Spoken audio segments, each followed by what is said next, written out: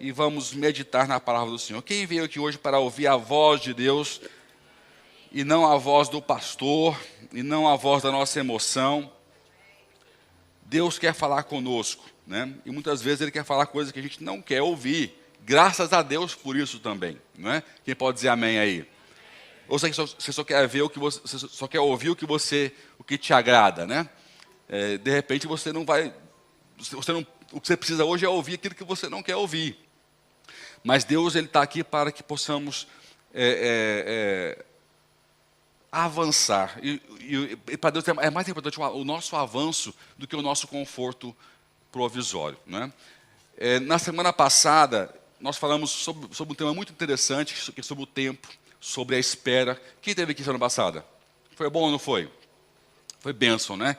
Eu saí, assim, não consegui falar tudo, né? Mas, assim, o que nós pudemos aprender foi bem legal, porque nós vimos o quê? Que Deus não carece de tempo. O tempo foi criado por Deus para nós. Deus está fora do tempo. E uma das funções do tempo, eu estava explicando na semana passada, é produzir a espera. E a espera, ela ensina muito a gente. Quando nós estamos esperando no Senhor, estamos ligados na sua palavra, nós crescemos muito com a espera. Ela nos dá autoridade, ela nos dá mensagens silenciosas. Eu defini a espera como um discipulador silencioso. Porque nos ensina constantemente o saber esperar, né? E dei aqui vários exemplos, e foi muito bom. Eu fui muito edificado falando bastante sobre a espera. E que Deus, toda a Bíblia, você vê que ele construiu uma sequência de temporal para que gerasse uma espera e uma expectativa. A espera de um Messias que iria se manifestar lá na frente. E ali eu trouxe alguns exemplos e quero começar hoje a falar um pouquinho mais sobre alguns exemplos que eu dei na semana passada, que eu não podia sair muito do tema, para não cortar a mensagem.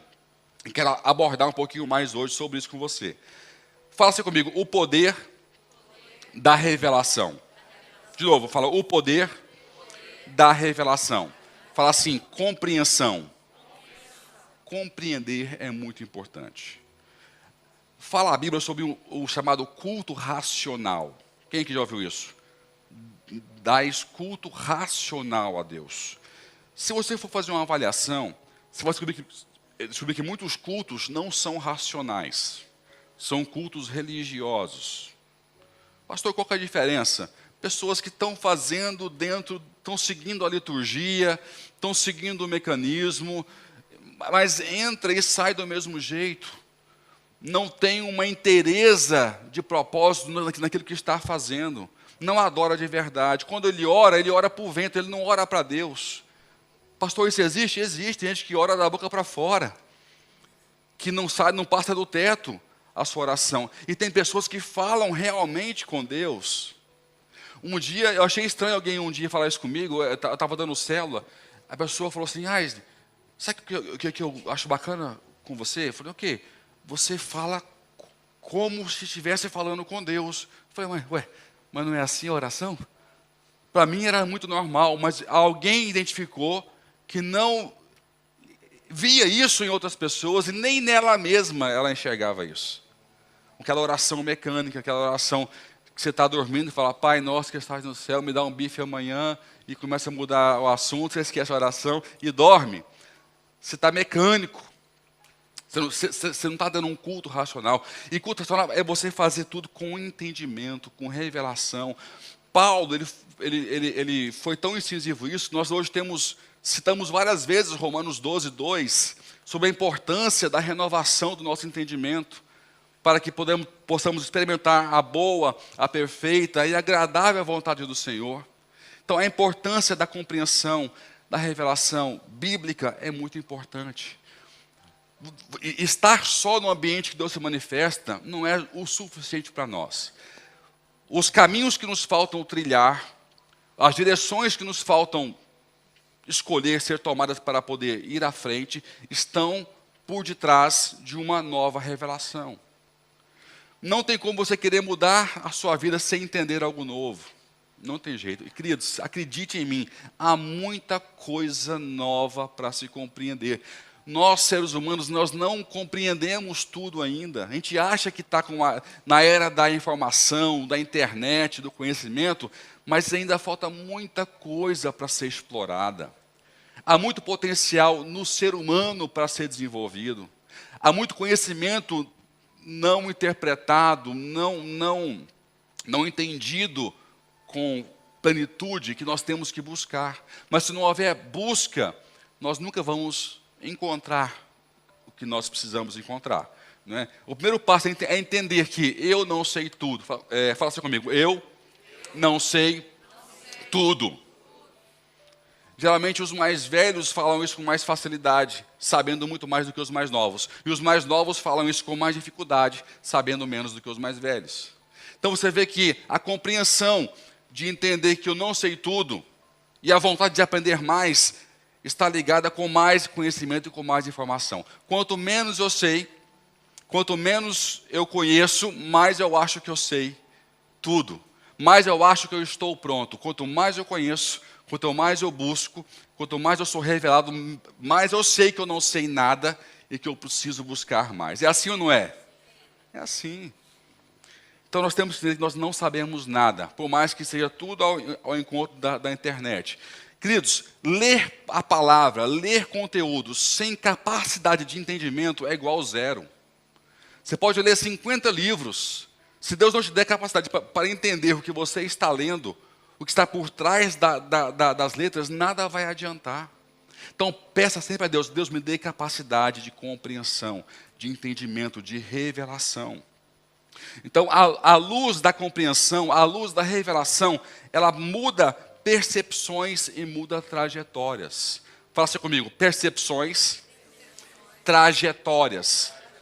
Nós caminhamos segundo aquilo que nós entendemos, sim ou não? Para o bem ou para o mal, você vai sempre caminhar segundo aquilo que você compreende. Se você compreender algo errado ou distorcido, você vai ter uma caminhada errada e também distorcida. Uma coisa nos leva para outra. Por isso é importante proteger a nossa mente, sermos seletivos com aquilo que entra na nossa mente. Quem pode dizer amém? Tudo que vai para a mente vai para o coração. E uma vez no coração, é só uma questão de tempo até aquilo se concretizar. A Bíblia nos fala sobre isso. Então, a igreja, por exemplo, ela ia por uma trajetória de trevas. Quem conhece um pouquinho a história da igreja sabe disso. Até que uma pessoa teve uma revelação e leu assim na Bíblia: o justo viverá pela fé. Quem foi esse? Martinho Lutero. A igreja tinha uma trajetória eclesiástica consoante a compreensão que ela tinha até aquele momento. Até que um monge católico, que graças a Deus sabia bem o latim, porque a Bíblia nem estava em alemão, ele era alemão, ele lê e entende, não, mas espera aí, as pessoas não precisam pagar indulgências para serem salvas. Se você lembra um pouquinho da história, você vai lembrar do que eu estou dizendo. Houve um tempo onde as pessoas pagavam as chamadas indulgências. Quem lembra disso? Ou leu? Boa parte, que bacana. O que era isso? Era comprar perdão e comprar salvação, literalmente. E Lutero, dentro do seio dessa teologia, ele lê em Romanos: o justo... O justo viverá pela fé. Ele fala, mas peraí, se viverá pela fé, por que eles estão pagando para viver? Uma nova compreensão, ou um resgate, vamos dizer assim, um resgate de uma verdade oculta, definiu uma nova trajetória, uma nova revelação. E eu te falo uma coisa, Lutero só não foi executado porque estava longe de Roma. Estava num lugar muito escondidinho e remoto. No mesmo tempo, na mesma época, Calvino, lá para a França, Suíça, teve ali o seu ministério, sem se conhecerem, também foi levantado com a mesma mensagem. E um novo entendimento começou a surgir na igreja, que trouxeram novos trajetos e novos percursos. Né? Lutero escreveu 95 teses e pregou na porta da igreja de Wittenberg, na Alemanha. No mesmo tempo, coincidência ou não, para mim era a provisão de Deus, que se fabricou a primeira impressora, sabia disso? Quando Lutero teve a revelação, foi na época onde a tecnologia estava pronta para imprimir a Bíblia. E ali começou a ter as traduções para alemão, para as línguas, e a impressão em massa da Bíblia começou na época em que Deus trouxe uma nova revelação. Novas revelações definem novas trajetórias. O que te falta não é um caminho diferente, o que te falta é uma revelação diferente. Você pode dizer amém? Eu posso, olha, quem tem filho sabe disso. Quem tem filho sabe disso. Você quer a todo custo pegar o teu filho e pôr ele num caminho, sim ou não? Sim ou não? Você consegue? Quando que você consegue? Quando ele entendeu o que você... Fala assim, entendeu. Seu filho só vai para o caminho que você quer quando ele entende aquilo que você entende. Quando ele conclui aquilo que você já tinha concluído. Empurrar, obrigar é temporário. Ele ficar maior de idade, ele vai, se ele não entender até a sua maioridade, é isso que fala? Ele vai deixar aquele caminho. Mas se você tiver sucesso em transmitir bem a mensagem, ele vai continuar aquele caminho, por mais que possa ser difícil, porque ele concluiu. Ele não vai trair aquilo que ele acredita. Assim também é Deus conosco. Deus ele não vai chegar aqui e falar assim para você hoje, você é obrigado a fazer isso. Não, Ele vai trazer para você uma revelação nova. Sempre que você pedir para Deus, escute isso pelo amor do Senhor Jesus Cristo. Sempre que você pedir a Deus uma saída, uma solução nova, Ele vai te dar um novo entendimento. Sempre. Toda saída nasce com uma nova revelação. Ele vai usar pessoas, pastor, líder, pai, mãe, esposa, amigo, Bíblia, louvores. Ele vai semear, vai procurar uma forma de te responder, dando um novo entendimento. Para você escolher o seu novo caminho. Você pode dizer amém? O caminho é esse. Então, às vezes você está orando por uma solução pronta, e Deus quer te dar um conhecimento novo, e você não está aceitando, está bloqueando esse conhecimento. Então, sempre que há novas revelações, existem novos caminhos e novas trajetórias. Você pode dizer assim comigo? Caminhos, trajetórias. Tem um versículo que é muito mal interpretado, e eu creio que se a gente entender esse versículo de forma coletiva, unânime, nós vamos tomar outro caminho mais empolgante na história. Faça comigo, a graça da lei. Pode falar de novo, a graça da lei. Para muitos, a lei é peso, né? Eu vou tentar entrar aqui num assunto um campo um pouco minado da teologia. Quero que você me acompanhe. O assunto lei e graça é um assunto polêmico, porque a graça dá um ar para algumas pessoas de que pode tudo. Mas a graça, ela não pode tudo. Eu vou te mostrar aqui hoje isso. E que a lei é algo pesado, é um jugo pesado. E de fato ela é. Mas a lei tem a sua importância. E muitos usam um versículo que eu vou ler agora para justificar isso. De que a lei tem que ser obedecida a rigor. Não é? E eu vou tentar desmistificar um pouquinho esse tema aqui hoje. Em Mateus 5,17, tem o seguinte versículo. Abre comigo aí, Mateus 5, verso 17.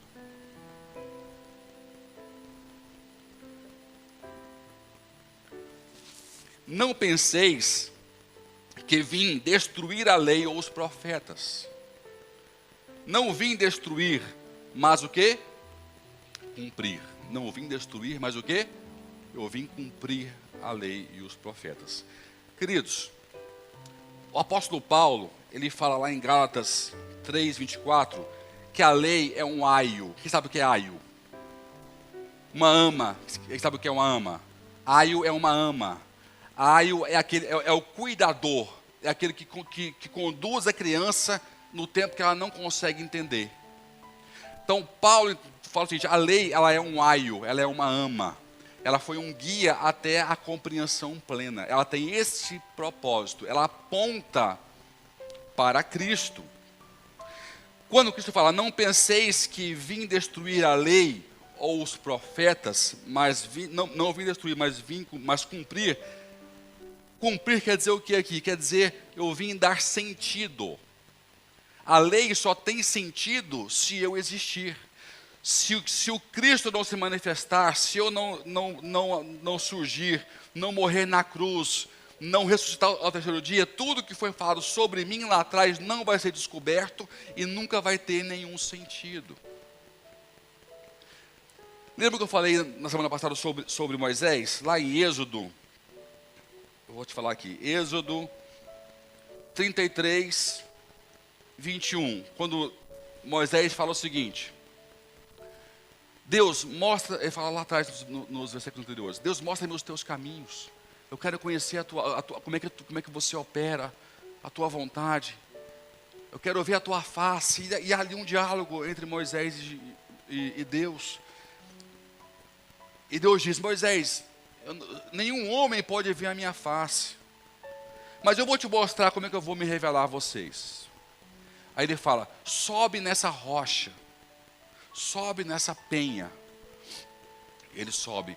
Ele falou assim: eu vou ferir a rocha e você vai olhar pela fenda. Então repara, ele sobe numa rocha que não tinha fenda nenhuma, sim ou não? Ele sobe, ele não está em frente. Ele fala: fica em cima dessa rocha. Que combina com a parábola que Jesus mesmo fala assim, sobre o homem que constrói uma casa na rocha e uma casa na areia. Sobe na rocha. Essa rocha que eu estou providenciando para você, eu vou feri-la. Deus, ele pega essa rocha que é Cristo e fere aonde? Fala assim: cruz. Ele fere na cruz. Eu vou ferir essa rocha. Ela vai abrir uma fenda. Você vai olhar e vai me ver pelas costas. Ou seja, ele fala, agora ele fere a rocha, Moisés vai e olha, ele vê realmente um homem por trás, ele vê Cristo ali, né? E ele está dizendo o quê? Que ele estava construindo um caminho onde toda a humanidade que olhasse para essa rocha que foi ferida na cruz, ia ter acesso a Cristo se arrependesse dos seus pecados. Por isso que eu falo, a lei é um aio, ela está apontando para Cristo o tempo todo. Aí não para por aqui, porque depois Deus ele quer consolidar a mensagem da rocha para Moisés e para a humanidade. Eu estou usando só a rocha, são muitos exemplos. Gente, são inúmeros exemplos. Eu gosto muito desse tema e estudo muito sobre isso. Estou pegando só a rocha. Depois, quantas vezes Moisés toca na rocha para sair água? Quem lembra? Quantas vezes? Uma ou duas? São duas vezes. Mas só uma das duas vezes Deus briga com Moisés. Por quê? Sim, mas feriu, ele ia ferir do mesmo jeito, lá na frente. Não é porque ele feriu a rocha. Se você for lá no texto, lá em Êxodo 17:5, fala o seguinte: essa aqui é a primeira vez que Moisés tem que tocar na rocha para sair água. O povo está chato, reclamando, aquele mesmo discurso: ah, Moisés, mais valia a gente ter ficado no Egito, passado fome, do que vir até aqui e morrer de fome. Eles não tinham outro discurso, era o mesmo discurso cada vez que vinha uma escassez. Moisés ia lá, orava e Deus dava uma direção para o povo amargurado e temoso. Então disse o Senhor a Moisés: passa adiante do povo e leva contigo alguns dos anciãos de Israel. Toma na mão a tua vara. Fala assim comigo: tua vara. A vara de quem então? Fala assim: Moisés. Acompanha esse raciocínio, gente. A tua vara, a vara de Moisés, com que feriste o rio, e vai-te. Então aqui ele vai pegar a vara de quem? Dele mesmo, de Moisés. Ele vai e fere a rocha e sai água, e Deus não fala nada. Ele está de boa com Moisés, sim ou não? Está tranquilão. Ele feriu a rocha, saiu água, teve milagre, não teve aqui estresse. A segunda vez que isso acontece de novo, lá depois que vem a se chamar as águas de Maribá, já é outra situação, porque de novo o povo reclama, fala que saiu para chegar até ali e morrer. Aí vai Moisés e quem na tenda do encontro? Arão. Lembra de Arão? Irmão de Moisés? Moisés vai a Arão e ora de novo ao Senhor. Deus se manifesta e fala assim, ó, pega a vara que está diante da tenda do encontro, da minha presença. Que vara que é essa, gente? É a mesma vara que antes? Não, porque a vara que ele pegou antes é a vara de Moisés que ele tocou no rio, no mar vermelho para se abrir. Fala assim comigo, vara de juízo. Vara do juízo. Depois tem a vara de Arão, que é qual? Lembra que teve aquela confusão toda quando ia instituir um sacerdote? E Deus disse, cada um da sua tribo pegue uma vara, coloque na sua tenda, espera um tempo, a vara que florescer, essa será a pessoa que vai estar diante de mim. Lembra da passagem? Então, a vara que floresceu, aquela amendoeira, que era uma vara morta, sem vida, e passa a ter vida nela, era a vara de Arão. E ficou aonde? Em frente à Arca da Aliança, para ficar como exemplo. Ele fala, agora não é a vez de pegar a vara do juízo, a vara que você abriu o mar vermelho, que você julgou o faraó, agora é a vez de você pegar a vara que estava morta e ressuscitou. A vara que estava morta e o quê? Ressuscitou, Jesus Cristo. Ele fala, vai ter tempos, o tempo que eu te revelo o que eu vou fazer, o tempo que eu vou fazer e ensinar para as pessoas o que elas podem fazer com aquilo que eu vou fazer. Deus revelou a Cristo a Moisés naquela rocha que ele fendeu e mandou ele olhar. Ele viu o caminho, ele viu a mensagem. Ele falou, o meu juízo para salvar a humanidade, eu vou ferir essa rocha que é Cristo. E vai jorrar a água dela, que é Cristo sendo o quê? Crucificado. Depois ele fala, agora pega a rocha da graça. Fala assim, graça. Fala assim, pega a vara da graça. Vara da graça. Que é a vara de Arão. Então, tempo de revelação, tempo de executar o juízo de Deus e tempo de você saber como lidar com a graça. E quando ele fala assim, ó, mas agora pega essa vara da graça, esse tempo novo, e isso não toca na rocha, Moisés, fala para a rocha. Fala, eu vou ler para você aqui, ó. Toma a vara e ajunta a congregação, tu e Arão e teu irmão, e falai a rocha perante os seus olhos, que ela dê as suas águas. Assim lhe tirarás água da rocha, e darás a beber à congregação e aos seus animais. Falarás. Ou seja, ele mostra aqui as etapas da sua manifestação: planejamento, execução do juízo e a graça sendo manifestada. Nós estamos vivendo num tempo em que Cristo não tem mais que ser ferido para que a rocha venha até nós. Se você olhar para a rocha e falar com a rocha, a água jorrará na sua vida.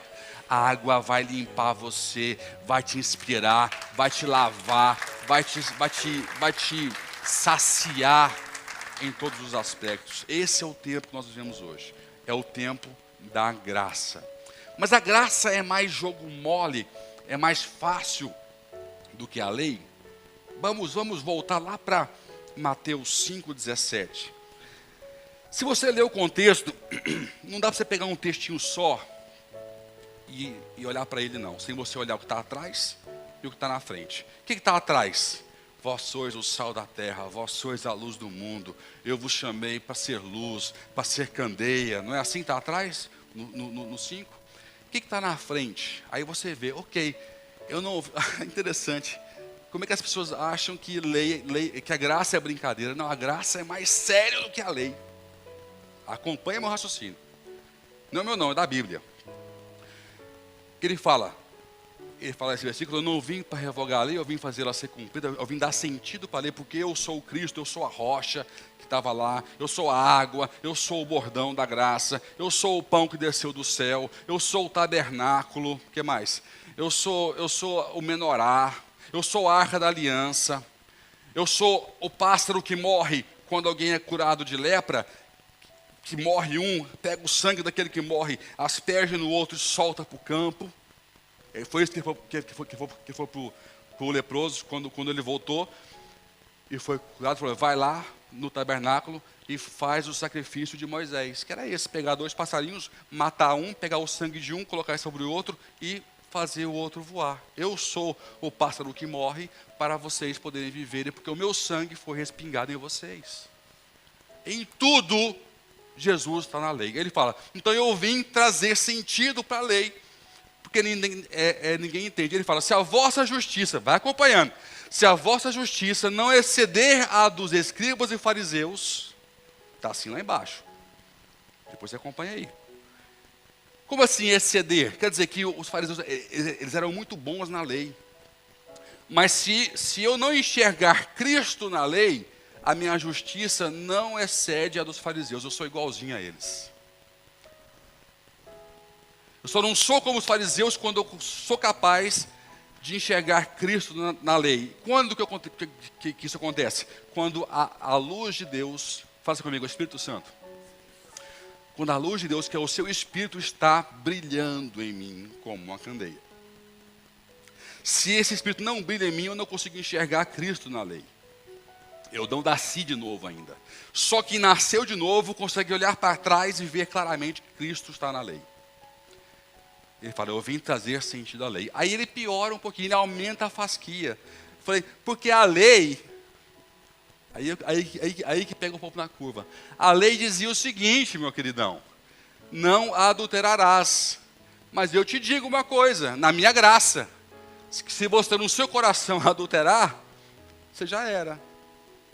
Opa, ele elevou a fasquia. Ele fala a Bíblia, fala a lei que não matarás. Aí eu te digo, se você levar o seu irmão à cólera, à fúria, à raiva, você está pior do que o cara que matou. Ele aumentou a fasquia, pastor. Ele não diminuiu. Ele continua falando, cara, não para não. Ele vai piorando a situação aqui embaixo. É só você ler para baixo.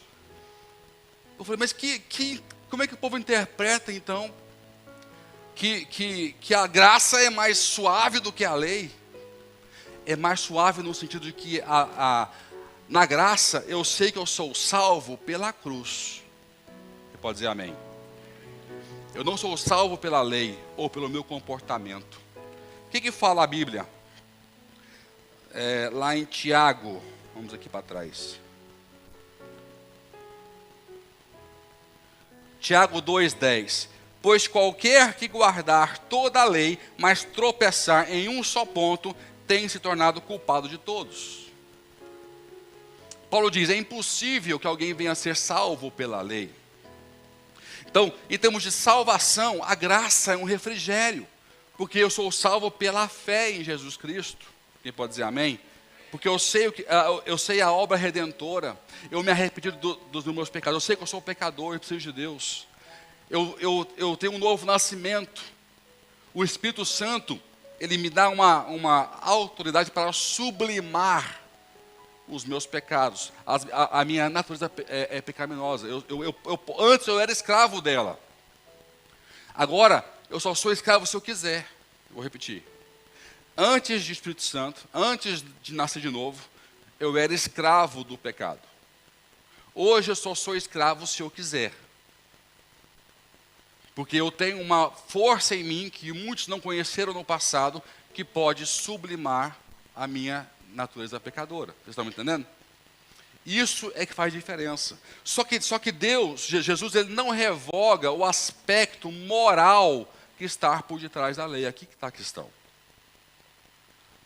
E quando nós não olhamos de forma holística para a situação, a tendência é dizer: não, então agora eu posso tudo o que eu não podia na lei. Não, o aspecto moral continua lá, de forma evidente e importante, sobre ser fiel, sobre como lidar com o meu próximo, com o meu irmão. Então nós não podemos revogar o aspecto moral que está por detrás da lei, não é? Sobre amar a Deus, não defraudar o próximo, não adulterar, não matar. É o moral. Que eu sou capaz de viver porque eu tenho o Espírito Santo habitando na minha vida, habitando em mim. Então, Aio é isso. Aio é apontar, que Cristo é o Messias. 2, que eu sou pecador e que eu preciso de Deus. Sem Ele eu não consigo fazer nada. Gálatas 3:24. De modo que a lei se tornou o nosso aio para nos conduzir a Cristo, a fim de que pela fé fôssemos justificados. Você pode dizer amém? Eu quero ler Mateus 5 com você. Abre lá comigo Mateus 5.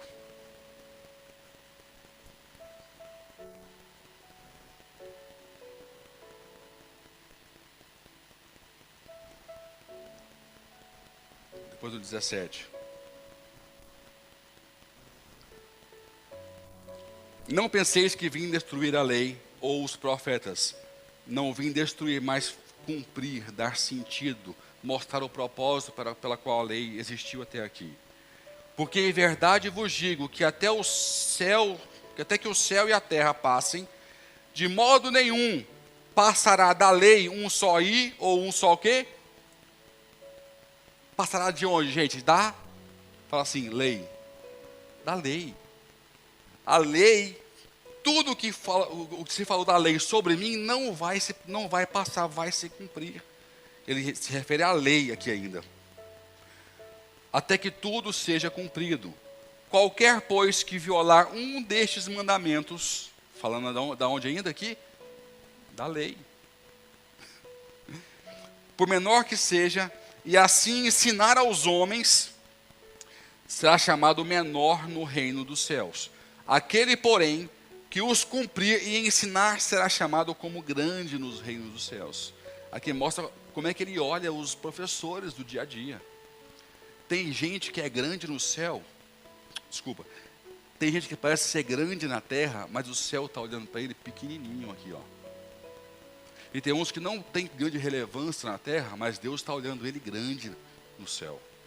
A perspectiva do céu para nós é como nós ensinamos as pessoas as coisas de Deus. Tem pessoas que têm compromissos com vocês. Outros têm com Deus para chegar até vocês. Percebe o que eu estou dizendo? Eu não quero entrar aqui em territórios muito sensíveis. Mas hoje em dia temos duas classes de mestres e pastores. Os que têm compromisso com Deus e com sua palavra. E os que têm compromisso com aqueles que estão ouvindo, que lhes dão a receita financeira. Eles adaptam o seu discurso segundo aqueles que estão ouvindo precisam ouvir. Como é que o céu enxerga esses dois? Aqui ele fala, eu enxergo um grande, o outro eu enxergo como? Pequeno. Pequeno. Não é Bíblia, não estou nem interpretando aqui não. Pois eu vos digo que se a vossa justiça não exceder a dos escribas e fariseus, de modo algum entrareis no reino dos céus. Por quê? Por que eu não posso entrar no reino dos céus? Porque eu não vi Cristo na lei. Como é que eu vou ser salvo se eu não vejo que tem um plano lá desde o Éden até aqui, que fortalece a minha fé, que mostra que eu estou debaixo de um propósito milenar de salvação. Eu não só enxergo isso, a fé cresce em mim, eu me entrego a este plano, eu me entrego a este propósito. Por isso que se você não enxergar o que Cristo quer mostrar, que Ele está na lei, nós não podemos ser salvos. Se a vossa justiça não exceder a dos fariseus e escribas, de modo nenhum entrareis no reino dos céus. Agora aqui está onde ele leva a fasquia. Ouvistes que foi dito aos antigos, não matarás, e quem matar será réu de juízo. Eu, porém, vos digo, eu quem? O Jesus da graça, que para alguns é o pó de tudo. Eu, porém, vos digo, que todo aquele que se encolerizar contra o seu irmão, eu já estou fulminado, meu irmão. Todo dia eu passo uma raiva, cara. Será réu de juízo, morri. E quem disser ao seu irmão raca, ou seja, desprezado, para mim não é nada, será réu do sinédrio. E quem lhe disser tolo, será réu do fogo do inferno. Ai, égua, ele subiu a fasquia. A lei estava mais fácil antes. nessa ótica, a lei estava mais fácil antes. E ele não para, não, ele está aqui, ó, sem parar. 23. Estou só lendo Bíblia, viu, gente? Não estou pregando, não. Estou lendo a Bíblia para vocês. Que acho que é algo que falta muito nos nossos dias de hoje. Pessoas que voltem a ler a Bíblia. Você pode dizer amém? Porque está tudo aqui. Portanto, se estiverdes a apresentar a tua oferta no altar, o que ele falou no domingo passado, e aí te lembrares de que teu irmão tem alguma coisa contra ti, deixa ali diante do altar a tua oferta e vai conciliar-te primeiro com teu irmão, e depois vem apresentar a tua oferta. Concilia-te depressa com o teu adversário. Com o teu o quê? Adversário, meu Deus do céu, nem com meus amigos eu estou fazendo as pazes. Com o adversário, então. Enquanto estás no caminho dele, para que não aconteça que o adversário te entregue ao guarda e sejas lançado na prisão. Em verdade te digo que de maneira nenhuma sairás dali enquanto não pagares o último sétimo. Ouvistes que foi dito, não adulterarás. Eu, porém, vos digo que todo aquele que olhar para uma mulher para a cobiçar, já em seu coração cometeu adultério com ela. Ferrou, meu irmão. Ferrou. Se o teu olho direito te faz tropeçar, arranca-o, lança de ti. Pois te é melhor que se perca um dos teus membros, do que seja todo o teu corpo lançado no inferno. E se a tua mão direita te faz tropeçar, corta e lança diante de ti. Pois te é melhor que se perca um dos teus olhos, dos teus membros, do que vá todo o teu corpo para o inferno. Também foi dito, quem repudiar sua mulher, dá-lhe carta de divórcio. Eu, porém, vos digo que todo aquele que repudia sua mulher, a não ser por causa da infidelidade, a faz adúltera, e quem casar com a repudiada, comete adultério.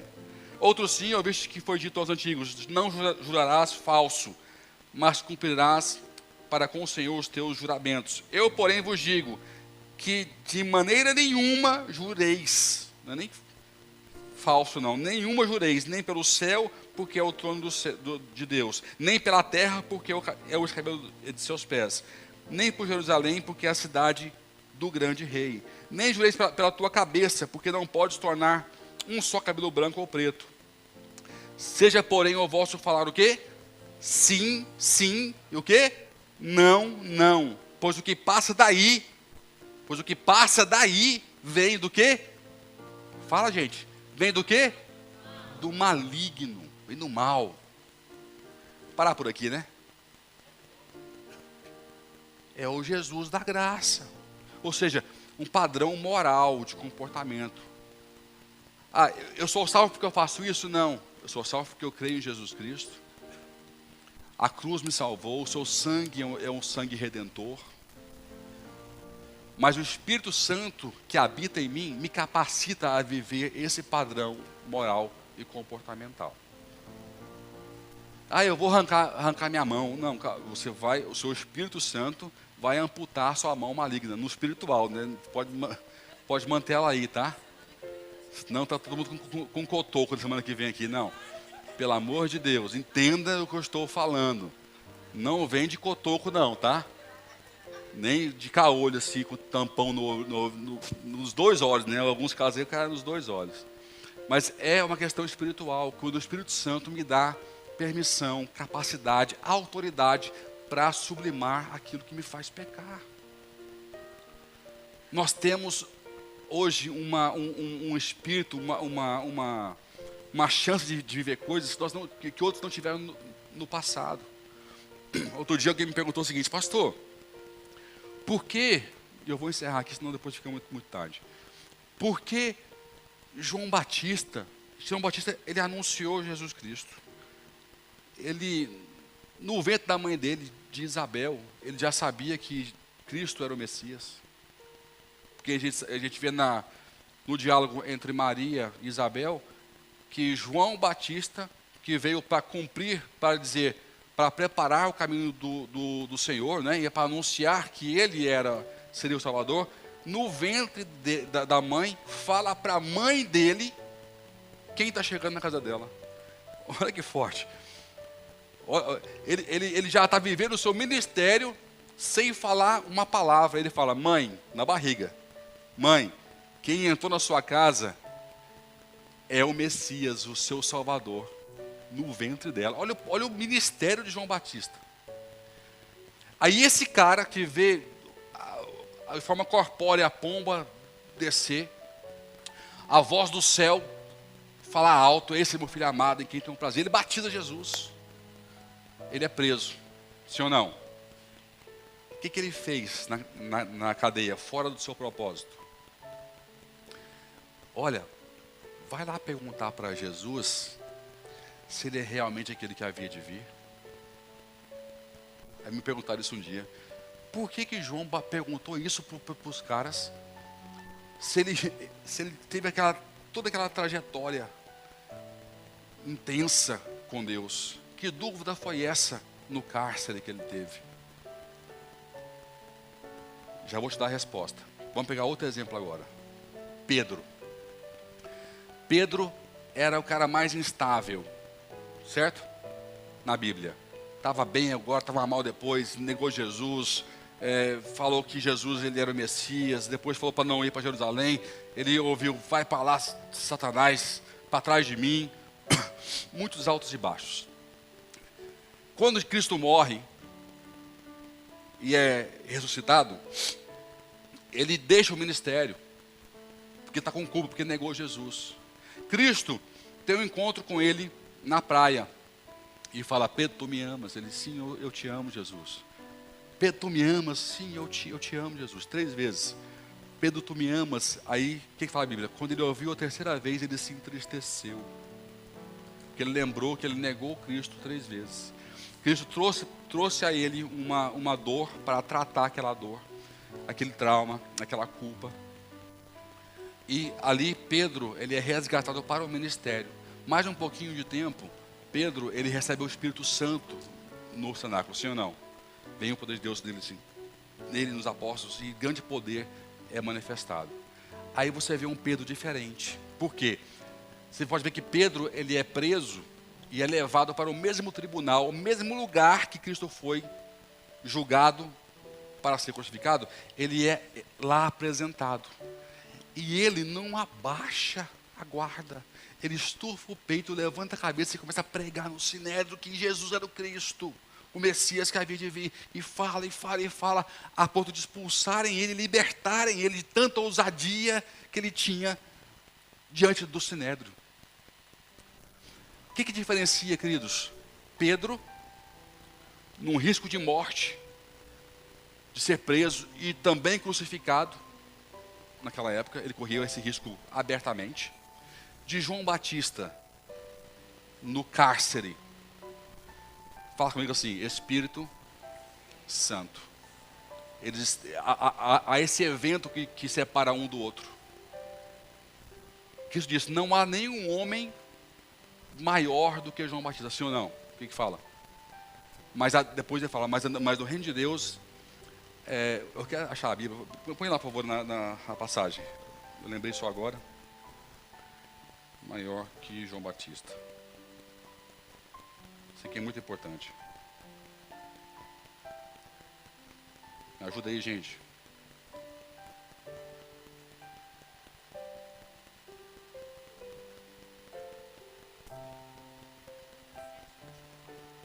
Lucas 7, 20.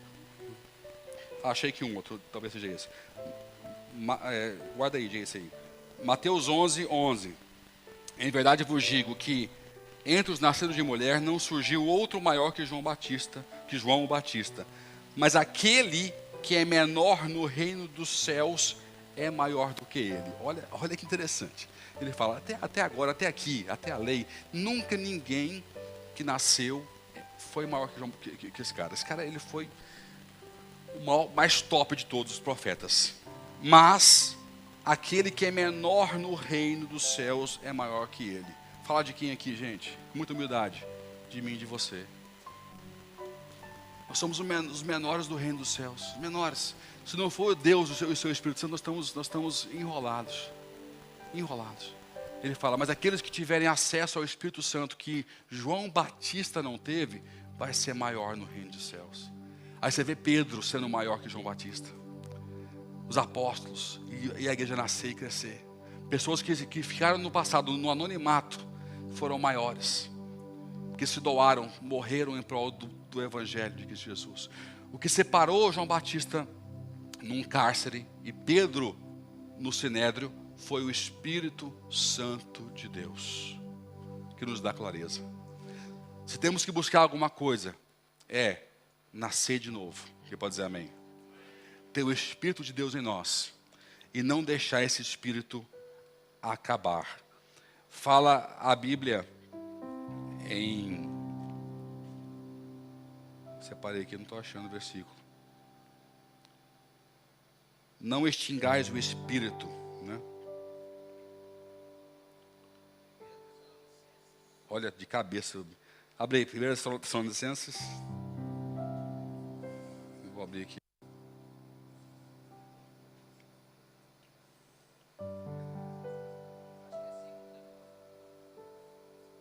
Achou aí a projeção?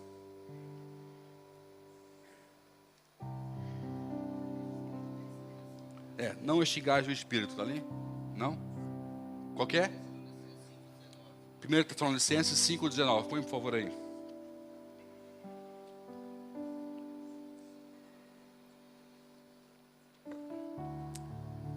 Não extingais o Espírito. Fique em pé onde você está.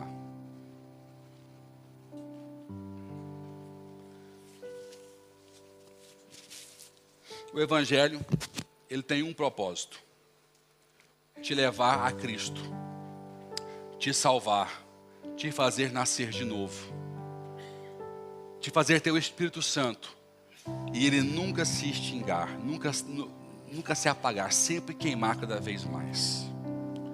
Então a gente vê aqui 3 fases: conhecer a Cristo, entender que a lei é um aio, a lei aponta para Cristo. Pensa agora até sem fé. Tira a fé de lado. Tira a fé de lado.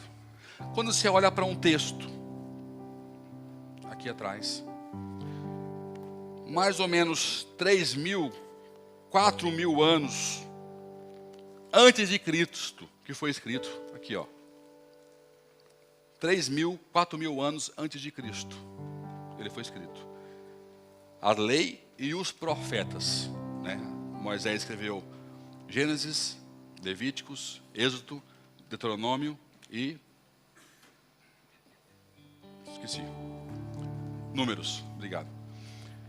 Depois temos aqui os profetas, temos Isaías, Ezequias, Jeremias, Malaquias, N outros. Ok? Um intervalo de tempo de 500 a 3.000 e tal anos antes de Cristo nascer. Todos eles falam de Cristo, em épocas diferentes, autores diferentes, culturas diferentes, sem se comunicarem, sem ter internet. Tira a fé de lado. Olha só, pega lá o papiro, o manuscrito, e olha para isso e me fala matematicamente quais são as chances disso acontecer.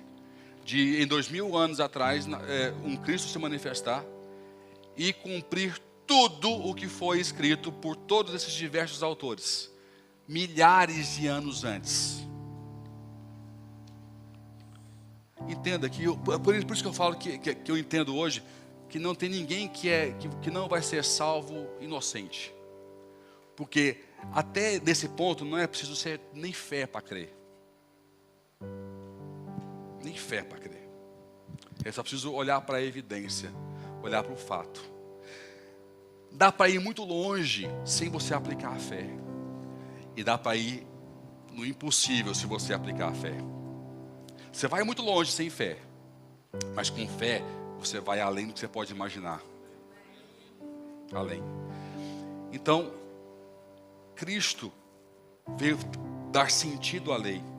Agora, se essa lei não me leva para entender qual que é a obra da cruz. Tem pessoas até hoje que não sabem por que Cristo teve que morrer. Reveja hoje a sua teologia. Procure hoje uma célula. Procure hoje um líder. Como é que você vem no culto e não sabe por que teve que morrer Cristo para ser salvo? Obra da cruz. Fala comigo assim, obra da cruz. Fala comigo assim, poder da cruz. A cruz tem um poder que é me tornar filho de Deus. Filho. Nascer de novo em Cristo Jesus. Ter o Espírito Santo habitando em mim. Que Deus te livre de viver na instituição igreja sem ser igreja. Você pode dizer amém? Que Deus te livre de você viver na instituição igreja sem ser igreja. Porque infelizmente existe muito isso. Pessoas no ambiente da igreja que ainda não nasceram de novo. Fala comigo assim, milagre do novo nascimento. É o maior milagre que existe. Maior. Mais do que um cego ver, um aleijado andar. Sabe que tem pessoas que Jesus curou, que não foi salvo? O milagre é uma provisão, é um favor de Deus. Ele te salva? Não, obra nenhuma te salva. A cruz te salva, a sua fé te salva. Saber quem você é, te salva. Eu sei que quem Cristo é, qual a sua obra e qual o seu poder. Mas também tem que saber quem eu sou. Eu sou pecador, eu preciso nascer de novo. Aquela alegria, aquele preenchimento tem que existir em nós. Se você não experimentou isso ainda, comece hoje uma campanha de oração com o Senhor. Para você não vir mais mecânico nos cultos. Vir cheio, vir nascido, vir novo, vir convertido, vir vibrando. Ah, pastor, eu senti isso há muito tempo atrás. Não lembro mais o que é isso. Não extingais o Espírito. Se tem memória, tem fogo. Abana a brasa. Abana a brasa. Se tem memória, tem fogo. Abana a brasa. Não extingais o Espírito. Por que há essa advertência? Porque existiam pessoas se esfriando com o tempo. E é um risco que nós corremos. Em especial os pastores. Porque fala a mesma coisa de forma repetida várias vezes para as pessoas novas que estão chegando a entender. Então nós temos que manter o coração, quebrantado, o joelho no chão, para que o Espírito sempre fique queimando. Esse é o custo que nós pagamos, é o preço que nós pagamos, para que quem nunca ouviu, que vem aqui hoje, possa ouvir a primeira vez. Qual é o preço? Falar 1000 vezes a mesma coisa. É um preço pequeno, para mim. Mas é um preço que me coloca em risco, de ver aquilo como normal, como... Não é normal, aquilo é salvação, é precioso, é ouro líquido. Então, conheça o poder da cruz.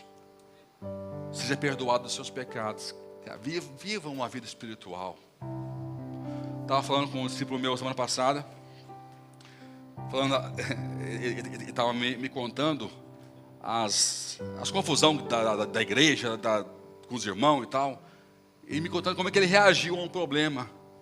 Aí eu falei assim, meu irmão, a sua reação foi espiritual ou foi carnal?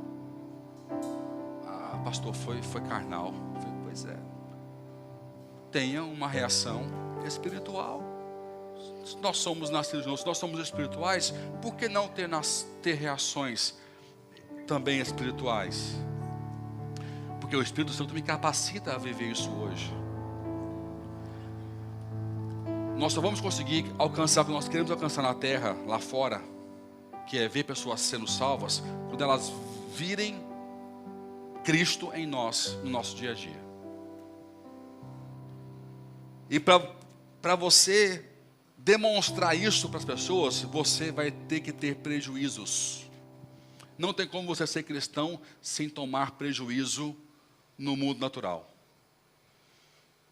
Mas como assim, pastor? Prejuízos de injustiças, porque você vai ter uma injustiça e vai perdoar. Você vai amar quem você não tem que amar, que não merece o seu amor. E isso, em conjunto, é um brilho, é um fogo que se inicia, que impacta as pessoas. O Eduardo está onde? Ele me contou um testemunho interessante. Há 2, 3 semanas, teve uma pessoa que lesou muito o Eduardo e a Josi, financeiramente. Prejuízo de mais de 10, 15 mil euros. E eles se colocaram na mão de Deus. 16 mil, está ali a mãe dele. Prejuízo enorme, sim ou não? Pôs na mão de Deus, Deus honrou, era para comprar uma casa. Deus deu para ele uma casa muito melhor. Mas casa hoje, o lucro que ele teve financeiro, que vai ter no futuro, 16 mil é troquinho. Troquinho, é sério mesmo, troquinho. Eu fui lá ver a casa dele, quando ele estava comprando. A casa estava toda por arrumar, estava um preço assim, um preço que ninguém queria comprar, porque, ou seja, o aspecto era ruim, mas ele é da área, então ele viu o quê? Viu o futuro. Falei, não, essa casa que eu pago 200 mil, ela vai valer daqui a 10 anos 1 milhão. E vai mesmo. Em 10 anos vai valer 1 milhão a casa dele. Já vale mais de 500. Mas só que até lá, trombada, problema, enganação, prejuízo, roubou. E ele vai num cliente, há 3 semanas. Quem que é a cliente que ele vai? A mulher que deu para ele o prejuízo. É exatamente a mulher. E ele chegou lá, não falou, foi crente, esse menino, é meu discípulo, é crente. Não falou nada. E a mulher contando a vida, contando a história, as desgraças dela lá, e ele só ouvindo. E arrumando lá o que tinha que arrumar. E quando ele sai, ela fala assim, olha, aquilo daquela vez não foi culpa minha não, tá? Porque ela reconheceu ele. Aí ali iniciou um diálogo e ele pôde testemunhar para ela que ele não só ia ser justo com ela e fazer o que tinha que fazer em contrato, mas que o Deus dele, ele falou, o meu Deus me supriu muitas vezes mais aquilo que eu fui lesado com vocês. E eu falei, o que você está fazendo aqui, Eduardo? Você está pagando o mal com o bem. Isso é colocar brasa na cabeça do outro. Quando você paga o mal com o bem, você está colocando brasa viva na cabeça do outro que te fez mal. Isso é atitude espiritual. Nós não precisamos de uma igreja barulhenta, mas de uma igreja espiritual. Nós precisamos de maridos espirituais, esposas espirituais, irmãos e amigos espirituais, pastores espirituais, membros espirituais. Nós precisamos de uma igreja espiritual, que age pelo Espírito e não pela carne. É muito fácil vir aqui proclamar as poesias espirituais e lá fora dar respostas carnais. Olha para cá, irmão. Te faço um apelo. Seja crente. Não de boca, mas de atitude. Escorreguei, pastor. Não tem problema não, vamos de novo. Mas eu escorreguei tentando. Escorreguei lutando. Escorreguei batendo o pé, pagando o preço. Mas não parei. Seja um marido que dê respostas espirituais. Amém, maridos? Seja uma esposa que dê respostas espirituais na relação. Chefe, empregado, cidadão. Isso tem impacto. Isso gera testemunhos que mudam vidas e que mudam histórias. Eu quero encerrar esse culto com esse espaço para que você faça um clamor a Deus. Que você possa ativar essa chama, ou nascer de novo, mas que você venha se entregar de forma especial para Cristo, como você nunca fez antes, meu querido. Porque o problema não é a mensagem, ela é perfeita, sim ou não? Sim ou não? O problema é os mensageiros, são os mensageiros. Tem uma frase de um repórter que eu amo essa frase. Ela é mais ou menos assim. Eu não consigo ouvir o que você diz por causa daquilo que você faz. Mais ou menos assim, Ralph alguma coisa. Não, o que você faz fala mais alto do que aquilo que você está dizendo. Então eu não consigo te ouvir. Quando há essa incoerência de você falar alguma coisa, mas o que você faz falar mais alto do que você fala, as pessoas vão ouvir só um ruído, não vão ouvir a mensagem de Cristo. Não vão ouvir. E vão questionar a mensagem e não o mensageiro. Esse é o problema. Se fosse só te questionar, estava tudo tranquilo. Mas eles questionam a mensagem, porque o mensageiro falhou. E o mensageiro, isso aqui é bacana. Eu prometo que eu vou acabar o culto. O mensageiro, ele tem que passar a mensagem do testemunho dele e não da teologia dele. E semieis as minhas testemunhas, tanto em Jerusalém, como na Judéia, como na Samaria, até os confins da terra. Ele não fala, semieis os meus teólogos. Quando vocês decorarem a Bíblia toda, comeceis a falar. Ele não fala isso. Ele quer uma igreja que tenha história para contar de coisas que viveram com ele. Vou repetir. Deus quer uma igreja, pessoas que tenham histórias para contar de experiências que viveram com ele. Se ele está dizendo, vai e fala algo, é porque ele vai fazer algo. Se fala a Bíblia em Mateus 28, vai e testemunha, é porque ele vai fazer algo para você testemunhar. Eu não sei o que, me ultrapassa, mas Deus não mente, Ele não volta atrás na sua palavra, Ele não é homem, Ele é Deus. Se Ele disse para você ir falar, é porque Ele vai fazer algo para você poder contar, meu irmão. Então somente nasça de novo, ser cheio do Espírito do Senhor e não extingais o Espírito de Deus na sua vida, em nome de Jesus.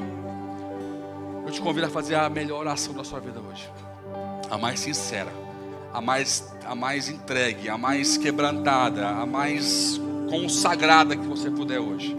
Porque daqui para frente é só você e Deus. Daqui para frente é a sua capacidade de se humilhar, de se entregar, de pedir os segredos do Senhor para a sua vida. O seu fogo, o seu poder. Daqui para frente é você e Ele. Feche seus olhos. Fale com o Senhor. Fale o que vier à sua mente, ao seu coração, e se entregue como você nunca se entregou antes, para um novo tempo, para uma nova fase, porque Deus vai te usar poderosamente, em nome de Jesus.